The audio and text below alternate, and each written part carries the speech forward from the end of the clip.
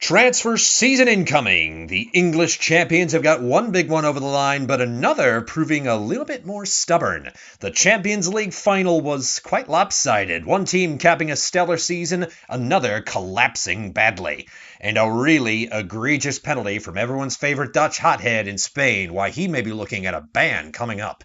And finally, Interleague play in Japan, the most fun and exciting matchups of the year. We'll tell you what you got to look forward to this month in NPB. All this and more on this week's episode of the International Sports Report.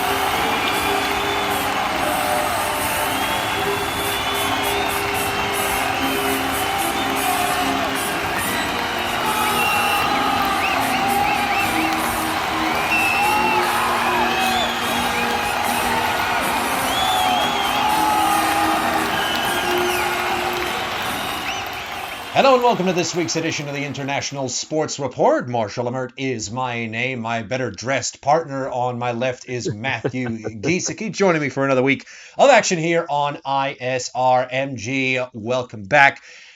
We got a big race to talk about this week. I think if I'm looking forward to talk about anything on today's show, it is the Spanish Grand Prix. You at home, if you missed it, oh boy.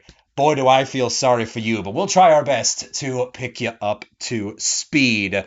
And our fun topic for the day as well, this is one you came up with. You want to tell us about it, the most emotional payoffs, the best in emotional payoffs in all of sports. Yeah, so you just, thinking what's the best catharsis, to use a theater term for as catharsis in sports, Is it a walk-off home run, walk-off grand slam? Is it a closing shutout or a closing strikeout? Is it an overtime goal? Is it a late stoppage time goal? What gets the best that spark? Yeah, I mean, theater references are welcome, as you know. I mean, I think our shared pedigree just alone gives that away. But first things first, your top stories of the week are as follows. Only got two for you because they're just going to roll into our normal segments here. But starting with the biggest transfer so far on the young window. This was expected for several weeks, but at last, once the window formally opened, Bayer Leverkusen fullback Jeremy Frimpong signing for 35 million euros on the dotted line to become a member of Liverpool FC. Dude, I mean, I knew it was coming, but when I saw him in that shirt finally, I just let out an audible shriek of delight because I was so freaking ready for this. His speed, his athletic ability, his attacking ability, his pace, his work rate, and notably his defensive ability are all... Not to mince words about it, a complete upgrade from Trent Alexander-Arnold, who looks to be on his way to Madrid. But one of Frimpong's teammates, and I'll let you tell us about this one, is likely also on his way, but it's hitting a little bit of a snag. Florian Wirtz, what's the situation there? Yeah, it's the first week of the transfer window. Things are always a little bit shaky. There seems to be a bit of a snag there. The player wants to come. Liverpool certainly wants him to come, but things just aren't working out with his current club right now.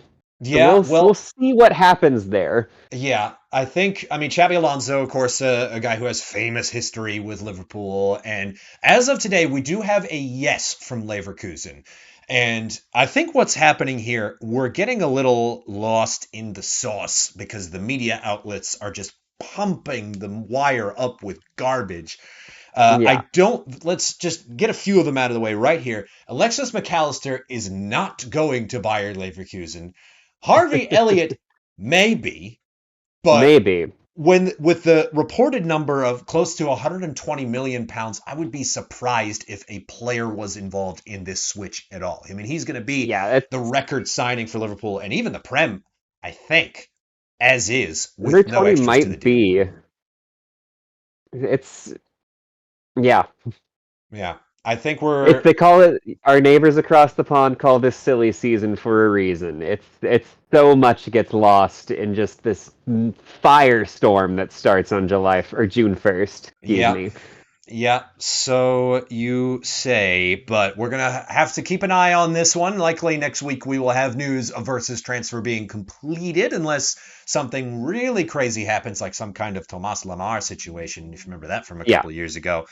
But speaking of the French, talking of Lemar, big year in the Champions Yeah. League. Paris Saint-Germain, your winners of the UEFA Champions League, and rightly so. Just a terrific season. They really did seem like a team of destiny. They Oh yeah. blasted Inter Milan in the final. Destroyed. Yeah. Did you think 5 goals? I certainly didn't think 5 goals. Did not. No. I expected PSG to win, but I thought it would be more of, a 2-0, maybe a 3-1. I definitely expected more out of Inter going into that. Oh, I know. And Felipe Inzaghi's looking like he's going to keep his job after one of the most monumental collapses. You had a chance at a league, Champions League double, and they lost Yeah. the league to Napoli, and then now losing the final to PSG, and they completely bungled it. Desiree Doué Yeah. gets the 2 goals for PSG. Hakimi scores, Mayulu scores, and notably, a guy who I am so mad didn't fit the Liverpool scheme, Kvechi Kvaratskhelia. That was my attempt at the Georgian. Knocks home goal number 5 for PSG. He's so good. He's just so freaking good. He moves like no one else alive. He reminds me, dare I say it, the way he dribbles the ball, he reminds me of Johan Cruyff. Okay. That's A one of one kind of dribbler. I mean, not far be it for me to say he is like a 1-to-1 comparison with all sure. skills. But Kvaratskhelia, I mean, he moves in a way all of his own, kind of in the same way that Cruyff did. But a monumental collapse for Inter Milan, getting shut out in the final, capping off a really just heartbreaking season. By the way, last time an Italian team won the Champions League, 15 years ago, and it was Inter what did it. Has it been that long?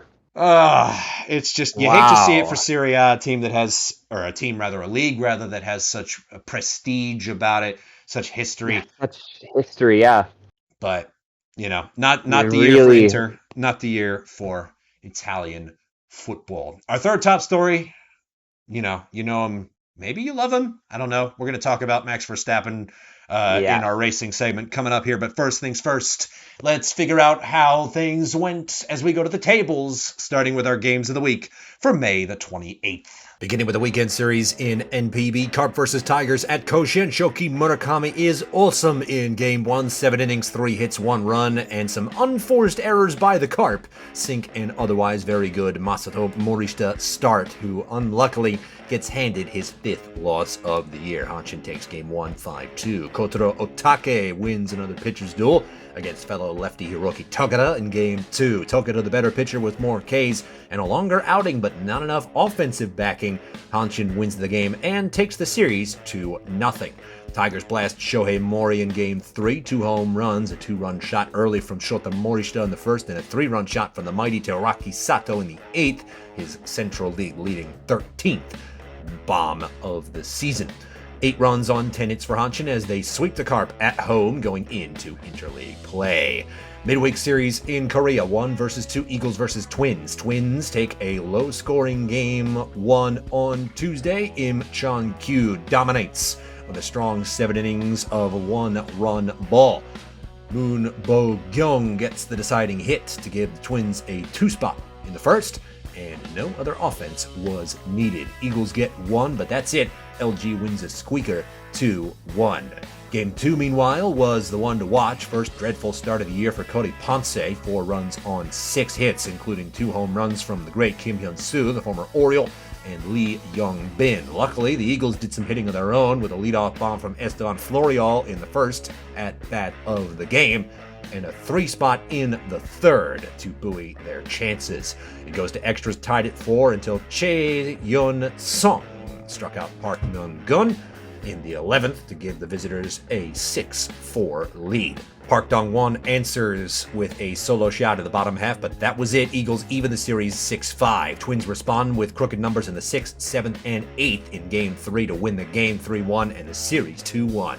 Awesome drama in the weekend series in the CBPL too. Brothers put a 4-spot in the 4th inning to take a commanding advantage against the Dragons in Game 1 and rode a big game from their first baseman Soo-Chi Hung, who had 4 RBIs on 2 hits, including a homer to beat the first-place Dragons 6-4.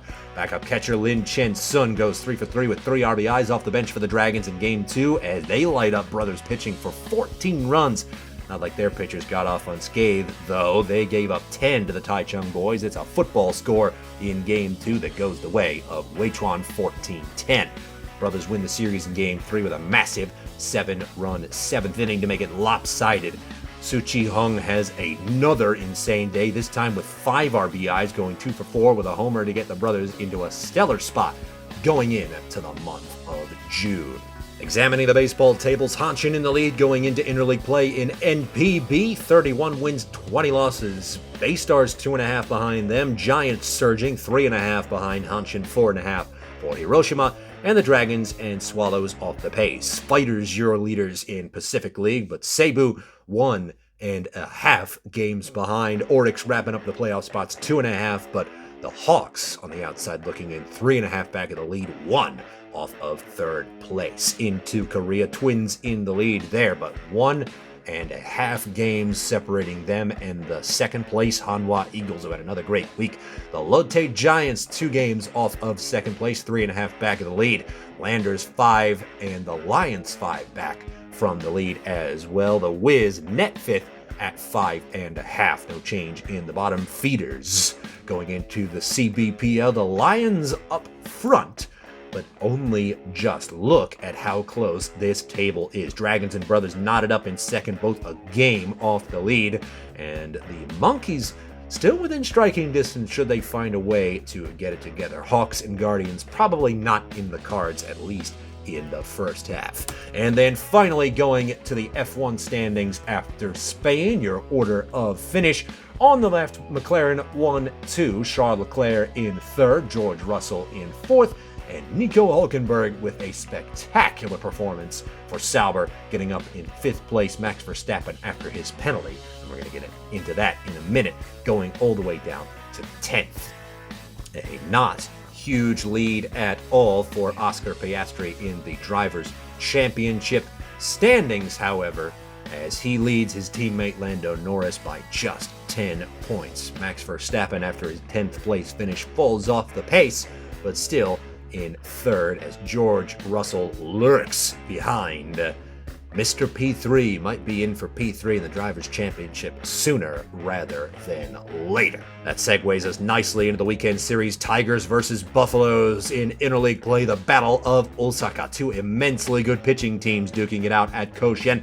I think offense is just a little bit better, but do not sleep on Kurabayashi and Sugimoto, as they might make it difficult for the Tigers to win this series. Rivalry battle in the KBO, the Lotte Giants and Doosan Bears, a legendary matchup that has lost its luster a little bit, but a Bears team with nothing to lose and a bad season will try to stop the momentum of one of their old foes. This Giants team is just a stellar hitting team. I love watching them hit. And then finally in the CBPL, Brothers versus Guardians, sure chance to take the division lead for the Brothers if they can take care of business against the bottom feeders. All right, without much further ado, we got to talk about that penalty. Time to talk racing. All right, time to talk racing. Best race of the season so far. I'm not even going to beat around the bush about it. It was better than Monaco, and easily. it was just the last 6 laps. Some of the best racing I think I have ever seen in my life. McLaren won 2, crazy, of course, as you just saw, but yes, a great drive from the pair of them. Honestly, I mean, Oscar won because he got away, basically. Yes. But Lando just seemed like he was ready to go away at any minute, but he kept coming back.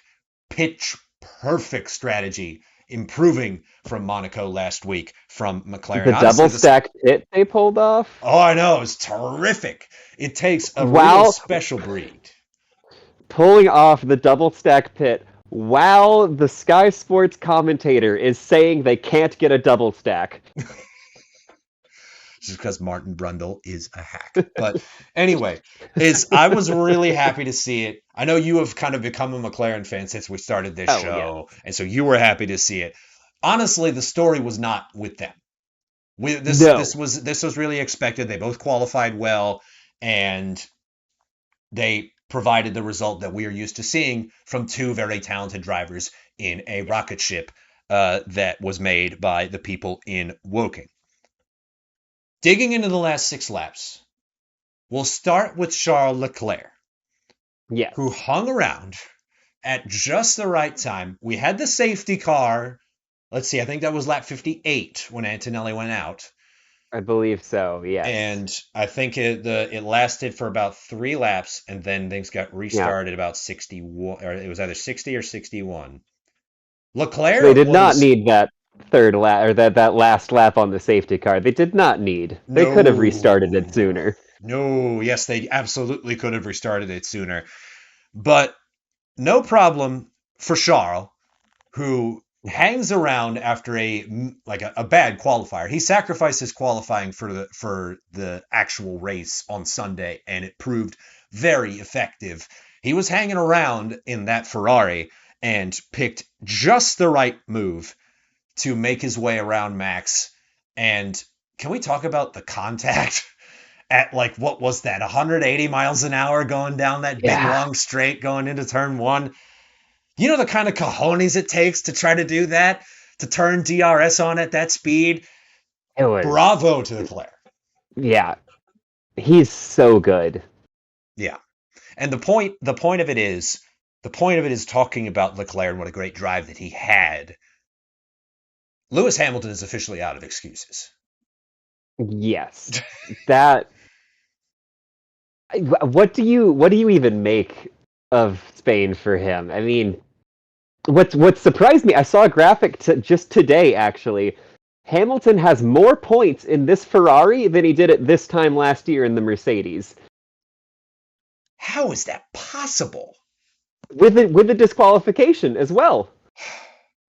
That's absolutely ridiculous because that car is a make potato. That make sense. I make can't. That I make really sense. can't.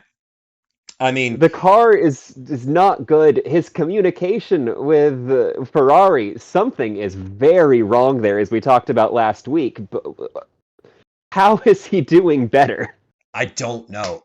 The results just they don't really create a coherent picture because he just doesn't really seem like he's got his head in the game at all. No. I mean, yes, you can blame his engineers a little bit, but I mean, he wanted this. He wanted to do this, and they don't really seem happy for him to be there. He doesn't really like being there. But for whatever reason, I mean, if you're a 7-time world champion, you get the best out of any machine. Yeah, I would say that Lewis is out of excuses, and he might be out of a job at the end of this year if something really doesn't turn around. Well played to Charles, though. Next up. I don't see him at Ferrari next season, however this year ends up going. But where does he go if he does leave Ferrari? Well, is the real question. I mean, Cadillac. We have Cadillac. That's where I was hinting. Oh, the scenes. He'd be a big pickup for a new side. Lewis and Valtteri reunion at Cadillac.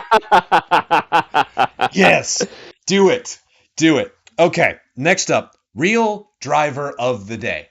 Officially, Nico Hülkenberg. The Salesforce driver of the day was Max Verstappen because everyone memed it. And to be fair, it was funny. It was. Yes.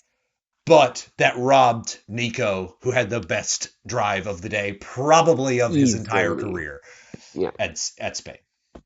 My issue with the driver of the day is the fantasy point that you get for having the driver of the day.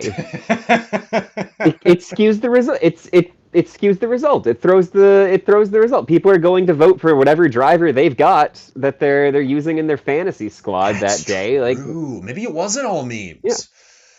I don't people are know. just gonna throw it for whoever they want to get that extra point. It's just like with what we talked about with sports betting a few Yeah, weeks it's ago. true. It's true, but it makes me sad because Nico had his head in the game all 66 laps. I think they only did a two stop, just like everyone else. He I timed believe his pit so. exits perfectly. His strategy team timed the undercut perfectly. And then the safety car restart, he just flew out of nowhere and put the pedal through the floor of that tractor. Yeah. And with Max's, again, we're going to get into it, but with the shuffle, he goes up to fifth place, scoring the highest points total of any Sauber machine all year long. I think it's been at least 2 seasons since they've had a finish that high. Since Nico's had a finish that high, to Yeah. even take the Alpha. What were they before? I know they're Sauber now, but They I were can't they remember have been Alpha. the They team that will so be they're known going as to be Audi Audi. next season Yeah. anyway. So we want to give Nico his flowers because he deserves it because he had a great Absolutely. drive. Bravo, ausgezeichnet at Hulkenberg. Anyway, but let's get into it. Max Verstappen collapsed. Yes. His head finally snapped. The background. They pull off a three stop. It's a risky strategy. No one else does this. Especially because he has no remaining new tires to use other than the hard tire, which we saw all race long for everyone else was dreadful, is Yeah. really bad. So he puts The himself on hards, but the is somehow C1 this surprised year when he is, can't move his machine. And it's a and shame because the race was I going well for him. I don't know if you caught there's a bit of a snippet when he was exiting the pit where they informed him that he was on hards, and he was, what? Why?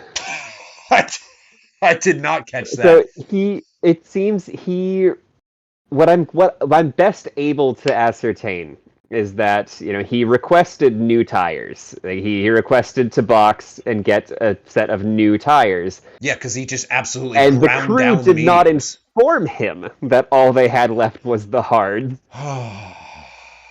Good grief. Okay. So the strategy is dreadful. Yeah, He goes out for this last stint, trying to make his way up the pack, and he does well enough. I think he was in third when the I restart believe happened. so. But when he tries to get the restart going, he completely loses control and locks up on the big long main straight.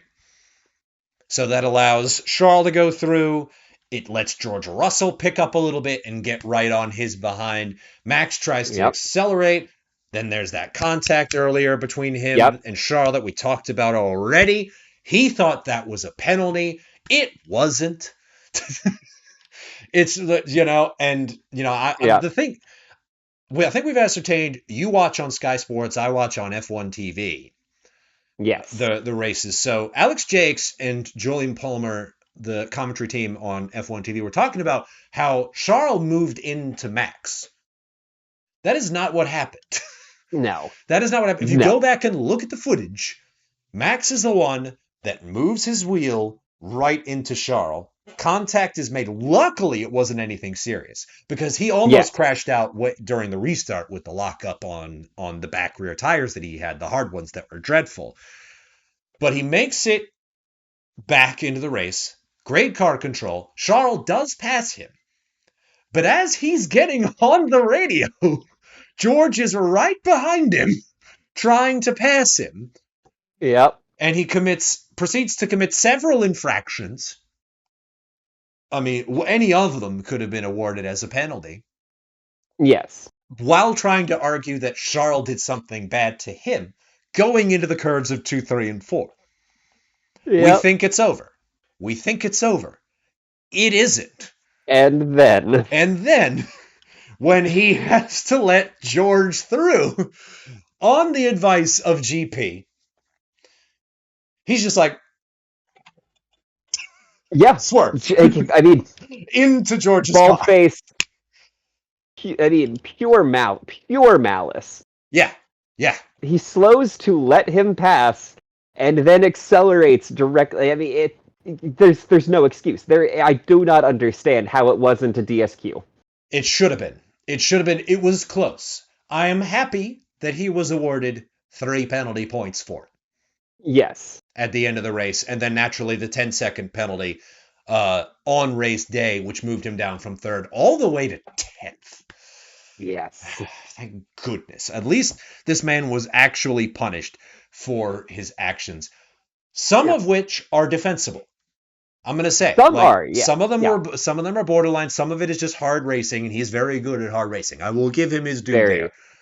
This right here is indefensible. Yes. And the great irony, I don't know if you saw the statement from the FIA.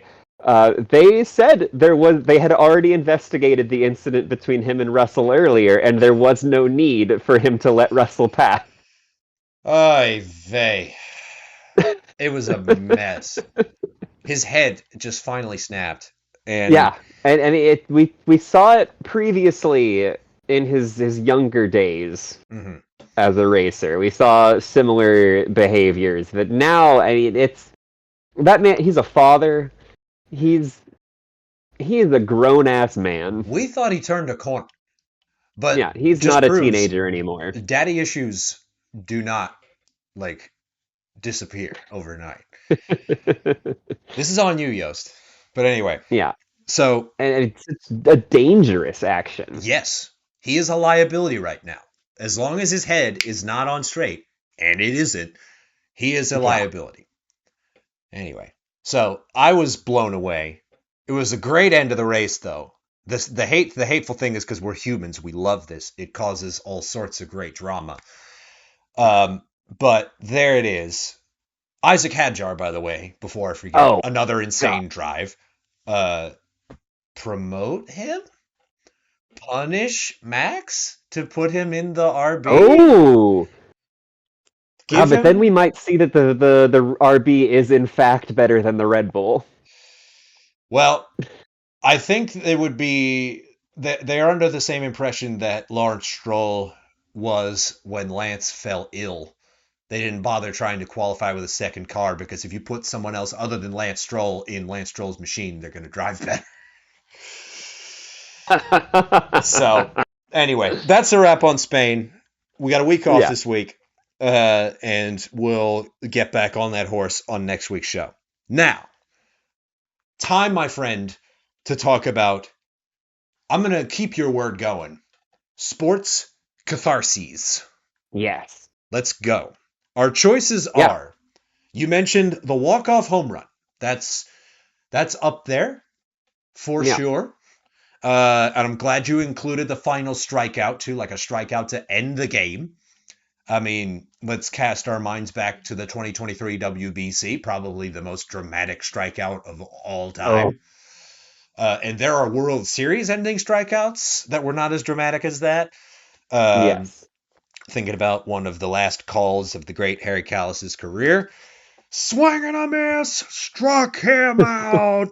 The Philadelphia Phillies are world champions of baseball. Anyway, that's my Harry Kalas impression. But yeah, so I do love a final strikeout. The game-ending double play. Were you thinking of the 2016 Cubs when you made this list? Thinking of the dramatic infield play? I did certainly have some thoughts about my Cubbies. Now we did not win the World Series on a double play. No. It was just but you have to color it with I mean, it's obviously going to be better when it's for a championship. Naturally. No matter whatever the circumstance, if it's winning you the title, it's the best. Yeah, I would say so. How you want to win. The crux of this is how you want to win that title. And I don't think double plays up on anybody's lists. So I don't know. I think of Yeah. our other options, um, I think it's probably low on the list. You next up, we got extra time, stoppage time goal. I'm Yeah. Talking surprised you about didn't football put. there. I'm surprised you didn't put a penalty on here on the shootout. A late penalty. Like take I the go struggle back to the with shootouts in 2021 football. Euros Yeah, I mean those were. I mean that was or magnificent. Large. Istanbul.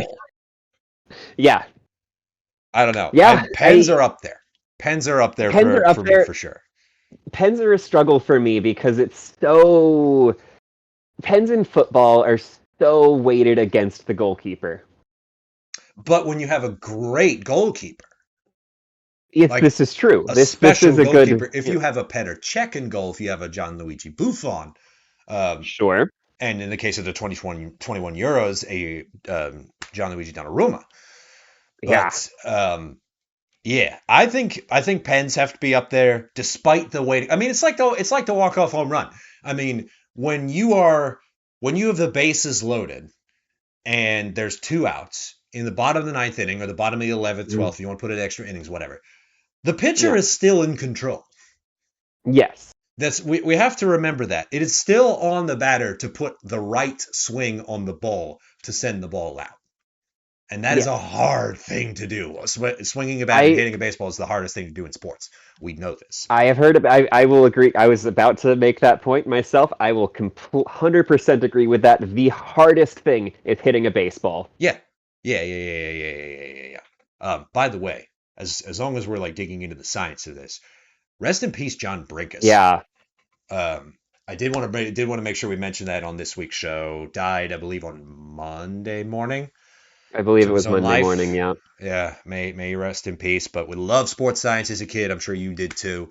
Yeah. Oh, absolutely. Yeah, Yeah. hopefully, just because we mentioned that, Hearts with his family. yeah. Hopefully, we don't get demonetized for mentioning that. But we'll have to see. Anyway, Yeah. back to it. But this is for you, John. Yeah. Anyway, the hardest thing to do in sports, I think we do put walk off home run at the top for now. Like the extra time or the penalty shootout. We'll say scoring Yeah. a goal in extra time. Sure. But scoring a goal in football, in particular, is very, very hard, and the amount of Yes. work and coordination and chemistry that goes into making that happen. I'm going to do a controversial opinion, though. What if you had to do that on skates? Yeah. And so this is why I think a hockey goal in the overtime period of the playoffs trumps a football goal I in running time. wholeheartedly agree. I don't think it gets up above Pens, but I do think scoring a team goal in overtime in the playoffs in hockey is Yeah. superior to scoring an extra time goal in the run of play. So the reason I'm going to go on the side of hockey Yeah. is it's golden goal. You know, if you get a like an extra time goal in a final in football, other teams got. I mean, like we saw in the World Cup final between Argentina and France. Yeah. Like you've got time. You've got time to get that back. Yeah, you do. Hockey, that's over. That's it. And that it is The great. 2015 Stanley Cup playoffs, the Chicago Blackhawks against the Anaheim Ducks. I think it was game 4, maybe 6. I don't remember. But I was with a bunch of my cousins in a hotel lobby. We're watching this. It's triple overtime Oh, on the way to the Stanley Cup final. man. Triple overtime. There was a false goal in that one. We'll have to link it. It's my favorite non-goal ever. The puck bounces up in front of Andrew Shaw, and he does a beautiful header where he leaps off his skates and just headbutts this puck into the net. Which, for those that don't know, you are not allowed to deliberately direct the puck into the net with anything other than the blade of your skate or your stick. You was gonna say you can't kick it in. You can. yeah, no, you cannot kick it. It has to be deliberately off the stick. It can bounce off of you in, but he very clearly sees this puck. All right, so wait. Side digression. Yeah. Can you make a kick save that ricochets into the opponent's net?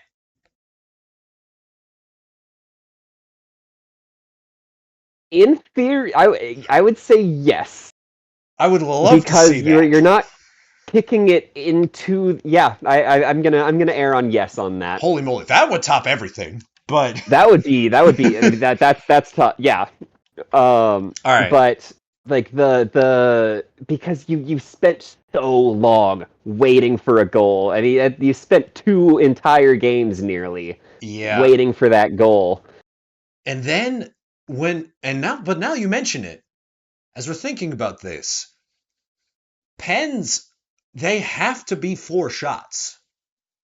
It's Yeah, four shots. A hockey game can end in one. Can end in one yeah. magical slap shot. And that might actually kick it up the list a little bit. Um, but anyway, so that's our list so far. Uh, A buzzer beater was another one I come up with for buzzer beaters. basketball. Yeah, Uh, I don't it's big. know. Like it's definitely big. It's definitely fun. We There's might be too much biased. scoring in basketball for me. We might be biased. But yes, Yeah, you were on the same wavelength in that. I think there is too much scoring. Bottom line, I mean, if we think back to the walk-off home runs, all the great ones, yeah. there are too many. There are too many that are better than all of the others. I think even when you bring racing into this, and like Oh, a photo finish is. a photo finish Yeah, is terrific, but I don't know if it's on the level. I mean, let's think about the concept of shobu, which is, I don't know if yeah. this is a word you're familiar with. So like shobu, for those that might not know, is the Japanese word for essentially a duel in sports. It's the pitcher versus the batter, and everything and everyone else is shut out in that. So when you're talking about like the cleanup hitter against the ace, that's a shobu. So when you put yourself into a shobu kind of situation, I'll borrow from Patrick H. Willems for a second and draw parallels between that and like a Western standoff, or Okay. like a Pirates of the Caribbean duel on a ship or something, or duel in the cave in the first one, which is the only good one. Don't at me, but you know, I just think the walk off homer is just too good. Let's use one more movie example. Yeah. The end of one of the greatest baseball movies ever made, The Natural. Oh. Robert Redford is bleeding from his stomach. He steps up. This is the last game of baseball he's ever going to play. One swing of the bat is going to win his team a playoff berth. He has to do it against somebody who looks exactly like him when he was young, when he was a pitcher. But he hits the ball so hard, it flies over the roof, destroys a light tower. The lights are flickering down onto the field as everyone in New York who's in this stadium is losing their minds, as the woman that he loves, who just told him her son is his, are both in the stands watching him do this. He rounds the bases, gets mobbed by his entire team and his manager, who is just like, who has been a gruff Wilford Brimley this entire movie, is staring up at the sky like a child watching the stars fall. It's the most epic thing that exists. It's very good. You can't top I I it. I will run a scenario by it because I am pretty well settled on it's baseball. The best payout because baseball is such a game of anticipation. Yeah. Oh yeah. I think your payoff is going to be higher regardless.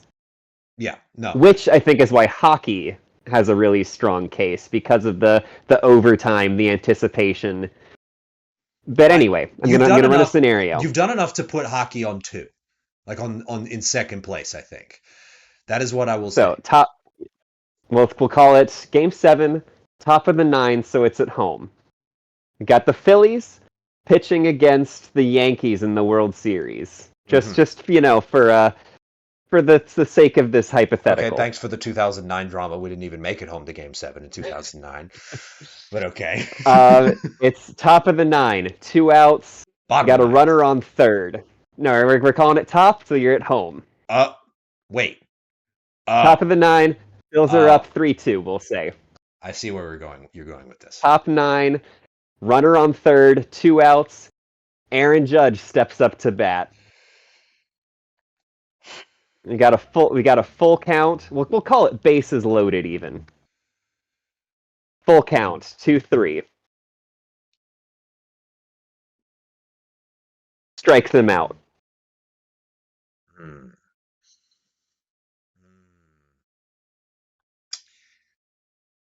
All right. It is tough.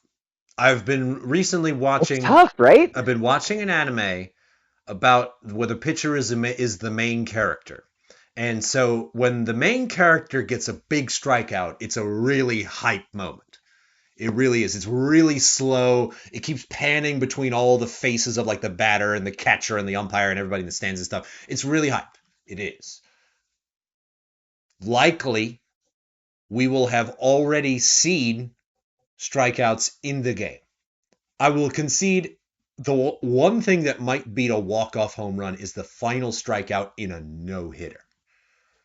Okay, okay. That is incredible. Like a final strikeout in a perfect game or a final strikeout in a Yeah. no-hitter. That's great. But again, let's flip that script. Let's say who's the Yankees closer? Devin Williams, perfect. Devin Williams is Yeah. on the mound against Bryce Harper. Okay. He fired like he's blasted Harper 2 times after going down 3-0 just with the Yeah. gas with like 99 right in on the hands, 2 perfect pitches. Tries to get him out with the changeup. He throws the airbender in there. Bryce sees it all the way in and then just creams it over the center field wall so deep it literally rings the freaking bell in center field at Citizens Bank. There's no way that tops any strikeout for me, Okay. or it doesn't top I isn't I, isn't I top think by any it's strikeout. yeah. I think it's so. I think the difference between them is the strikeout is. I mean, it's pitchers throwing 90 plus nearly every throw Yeah, no, it game. is. It is. The homer, like you have that you're watching it over the fence, like you're watching it hoping the whole way. You get that little lift, and then Yeah, when the Harry outfielder Carey for runs the out of room. Cubs Yeah. had some incredible home run calls. Oh yeah. Oh yeah. It might Ah, be. It could be. It is the home run. I was hoping you were going to do it. I'm glad you did. Oh yeah, I'm glad you that's did. that's that's that's my very pale Harry Carey impression there. Well, we are absolutely going to be getting into some baseball commentary together live on Yes, Twitch. Stay tuned here this excellent. summer. But all right, I think we have our answer. We have our answer. Next week we're going to do a follow-up. We're going to choose the greatest walk-off home runs in history. Okay, excellent. You heard it here first. Also getting back on the horse with the history lessons. We're going to go, I believe, back to Japan for some baseball because there are too many NPB legends we need to catch you up on. And honestly, Can't wait. for me, they are the reason why. I mean, I think fandom requires an emotional connection, right? And my knowledge of history that I've gained in following NPB over the last 5 years has brought me to my love of the Sable Lions. You've told me you really like this Hanshin squad. I do. So let's tell you the tale of Mr. Tigers. The very first one. And you can see what we think. There's Perfect. Koshien intrigue. There is World War II tales. There is just a period of absolute dominance in the early 50s, and a very big, large, comically blue bat. Fumio Fujimura, next week for your history lesson. But for right now, that brings this episode to a close. Let us know down in the comments what your favorite sports catharses are. Let's maybe get the list going for the greatest walk-off home runs in history, too. Let's start a conversation down there. Please do like Yeah. and share this video if you enjoyed it, and you know somebody who would enjoy it right along with you. And be sure to hit the subscribe button and the bell icon down below the video screen to be notified every single time we upload a new episode of this show or a new video on this channel. Lots more coming your way here on ISN. We are currently cutting together the brand spanking new version, smashing together all 5 parts of O no Monogatari, our documentary on Sadaharu O. Keep it tuned for the cinematic event here on ISN later in 2025. But for right now, for Matthew Giesecke and his absolutely stellar choice in jackets, I've been Marshall Lamert. Thank you very much for watching. We'll see you next week in the next one. But for now, that's the game.